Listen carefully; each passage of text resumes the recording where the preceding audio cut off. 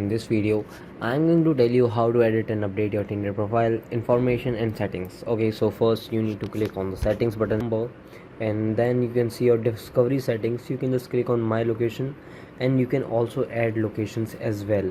Okay, so it will be free for my location.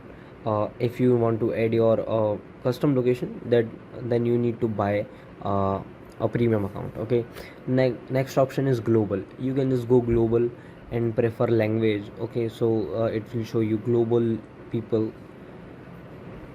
Then you have an option of distance. You can just adjust this distance. If I want to see people under 11 miles, I can just select this. Okay, and you can just show me any gender. You can select any gender here.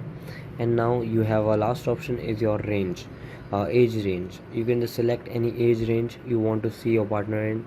Okay, and now you have a option for control who you see. Okay, yeah, here you can just here is selected a balance recommendation. You can select recently active as well, but for that you need to buy.